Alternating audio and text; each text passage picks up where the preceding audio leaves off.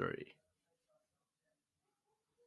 Welcome to another episode of Trench Tips with me, Zach Thompson. And me, Jack Frimston. Are we sticking with that, or I don't like it, actually. Today, Jack, I wanted to jump into a bit about mindset and motivation. Obviously, here in the UK, we're right in the middle of half term, so it means lots of people have taken time off. Connection rates on the phone are probably a lot lower. Perhaps it's feeling like you're banging your head against a brick wall some days. And it just reminded me of when you first started in this job. We weren't working in the same office. We were working 300 miles away from each other. You went to a flexible working space, locked yourself in a booth. You'd never done this type of job before. And I remember there was a moment where you said, I wasn't sure if this was going to work. So what I wanted you to do is maybe talk about that and then talk about how you flipped that and actually ended up getting a great result in that first day. Yeah, it was. It's scary. Like I've always worked on the phones, but just. So you said to me, you said, "Look, I think you'd be quite good with the marketing side of things and like bringing marketing agencies." I was like, "Cool, whatever, that's fine." And we were ready. And you said, "Here's a website with the top 100 marketing agencies in the UK. Ring them." Right, okay, sound. And I remember just sat there, and there's this little phone booth in this co-working space, and I sat there, and I was just like, "Oh, it's hot in here. I'm nervous." Blah blah blah. And I had my phone. And I was just like, "What am I doing? What am I gonna say? What am I gonna?" And I called someone up, and they're like, "Hello," and I'm like, yeah, hate you, mate. This is sales call. Do you hate me? Am I hating you? What's my?" And it was just awful. It was just awful. But like I've worked in sales like my whole life, and I don't know why, but it's that real panic of you'd kind of told me everything and kind of prepared me for the good, the bad, and the ugly.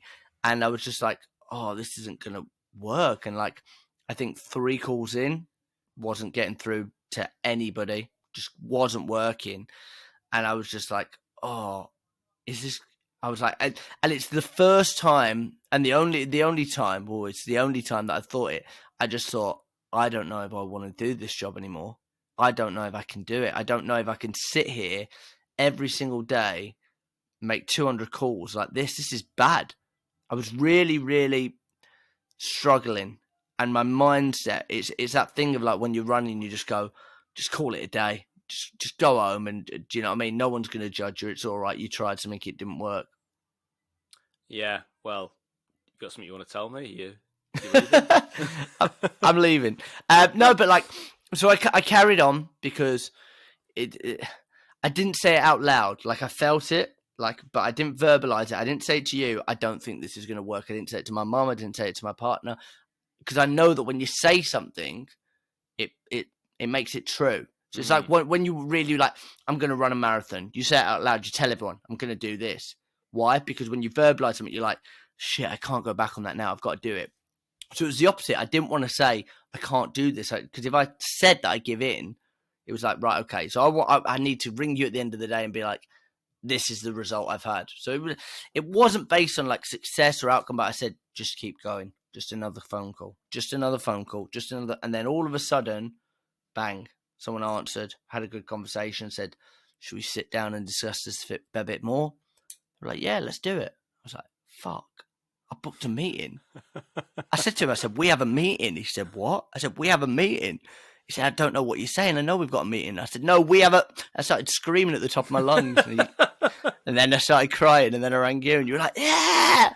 But yeah, exactly. It's a funny thing, isn't it? When it works, shows how our minds are so catered to negative information. When it's not working, it feels like everything in your being, like, wait, the place you work in, oh, everything's stacked against me. The data's not right. I bet other people aren't having to do this. Why am I having to do this? Why has my life turned out this way? Everything just sort of like sets fire in your head, doesn't it? From that little spark of like, maybe this isn't working, everything sets fire in your head and you end up with this like huge problem. But then we're such fickle things, aren't we? That when you have one good call, and I think you might have booked two or three meetings in your first day. So when that had happened, you were then ringing me on the way home like, mate, this really works. You did like a real nice post on LinkedIn about how like everything was going to work out well. You would not have known that same guy 5 hours earlier was sat there with Zen in his hands thinking, this isn't going to work. So what was the bit where you just went like, actually, this is going to work? There was probably a bit where you just thought, I'm just going to do the thing. Yeah, so it's that thing, and I talk about this a lot. But there's a guy called Jesse Itzler, and he does this. He has this story about when he spent some time in a Buddhist monastery, and he was looking like he had all these plates. It was a huge one. There was about 600 plates in front of him, and he was like, "I've got to clean all of these plates." And the smart Buddhist monk next to him said, "No, you just have to clean one plate, and that's the plate in your hand." And he was like, so I always think about that when I've got something like a big task to do. Like I remember years and years ago, I was working like the night shift in Amazon. I was like, I've just got to do 1 hour, because once I've done 1 hour, then I do another one. So I really break things down to like you've got to like trick your mind into it. Sometimes you've got to tease yourself and be like, look, I've just got to make this one phone call. Okay. And then I've got to make another one and another one and another one. And do you know what I mean? So it's just saying, I'm just going to do the thing I've got to do to get to the place I want to be. I know that I need to book a meeting. How am I going to do that? By having conversations with people. How am I going to have a conversation with people? I need to pick up the bloody phone.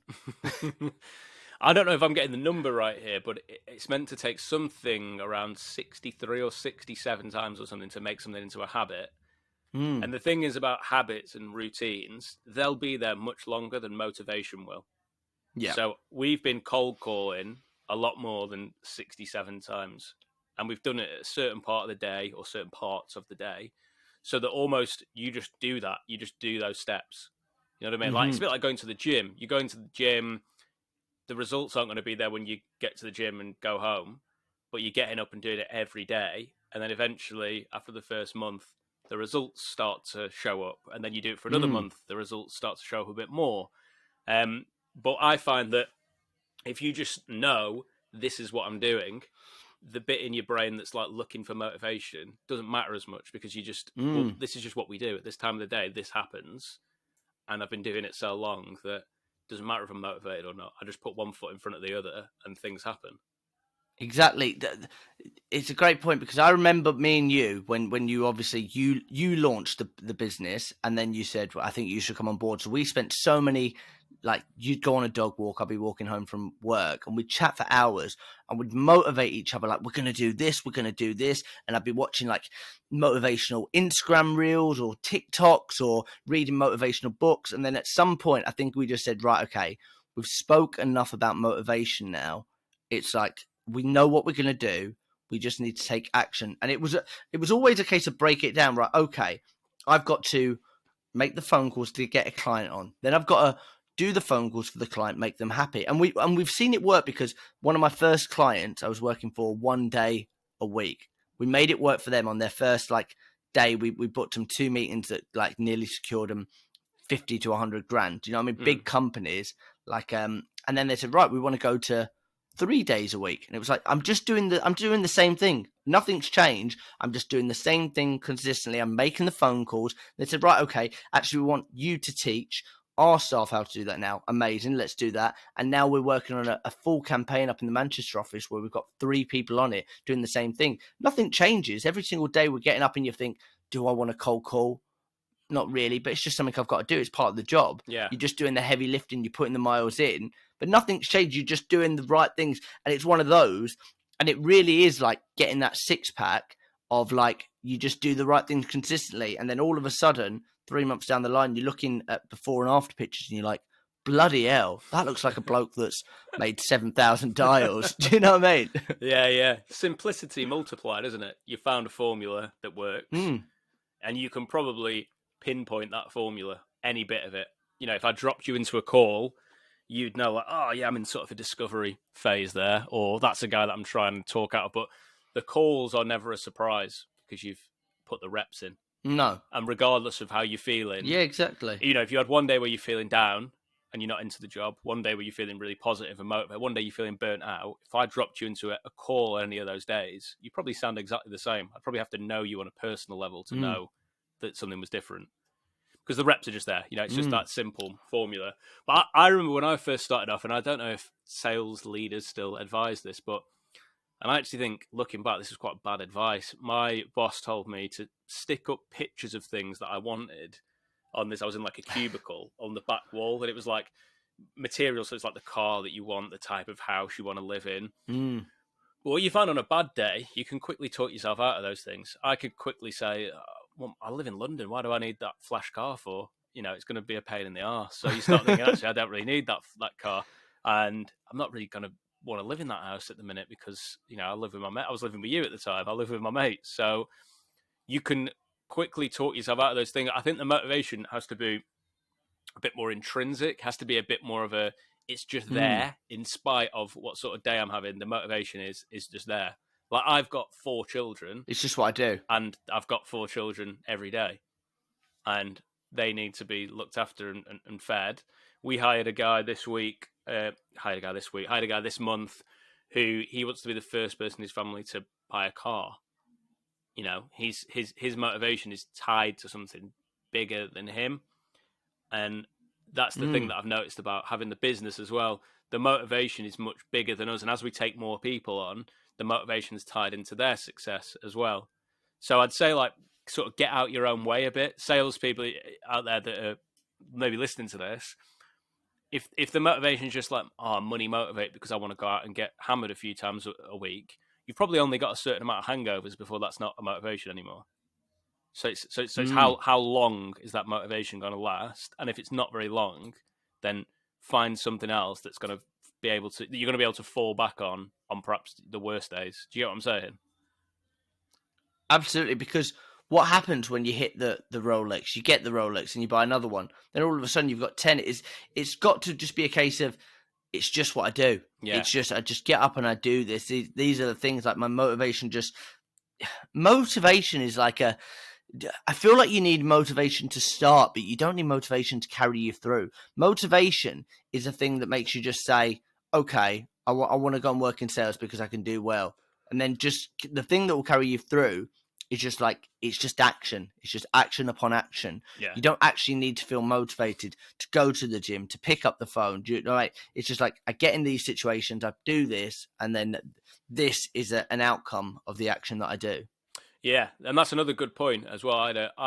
When you get into the calling, so I had a client last week. I was calling America for them. I did 200 calls and nothing happened.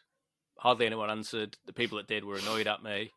No meetings were booked, but just carried on going. But if I was attached to every single person that answered, oh my God, I've got to get their meeting out of this person. Have to get it.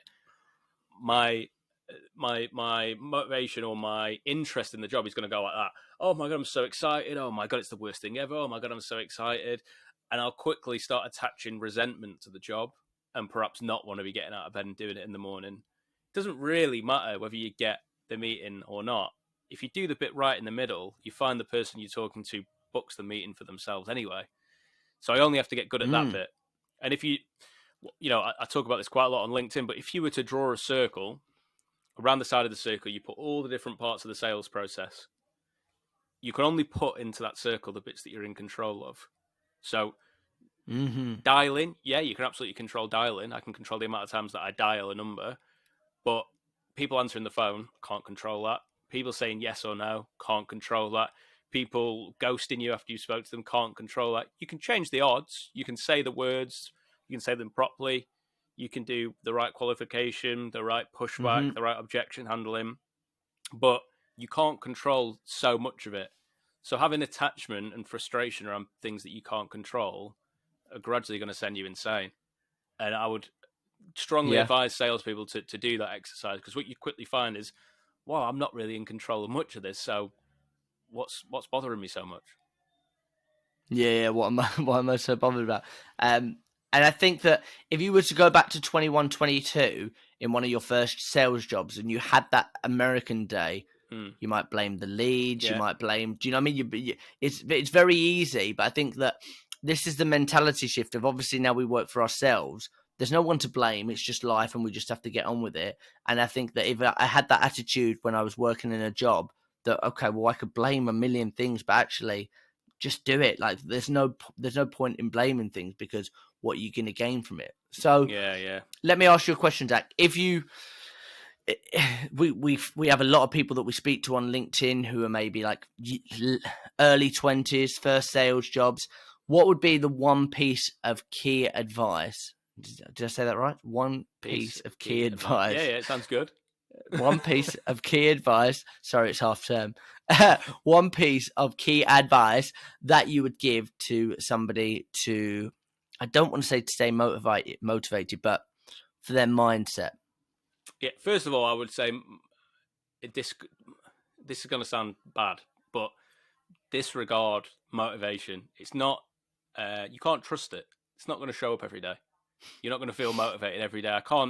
Every day I go into work, I feel motivated. It's just not going to happen. So don't tie too much to the motivation. But the best antidote for when motivation doesn't show up is routine. So if you do those things every day, so I would say I'm going to come in the morning and I'm going to do a power hour of calling from 9:30 till 10:30. Or whatever time you want to put it in. You need a few of those throughout the day, those power hours of calling, if you've got a cold outreach prospecting job. And no matter what, that's non-negotiable. So always, always have that in place. And what you'll find is it's like when you don't want to go for a run or you don't want to go to the gym, it's just in there. You just got to do it anyway. So it doesn't matter. And once you've done that 60 odd times, it's just going to happen anyway. Your brain's just going to, it'd be like driving somewhere. Sometimes when you get to the destination, you wonder how you got there because your brain just takes over muscle memory. Just there, it's just going to take over. So have that in there.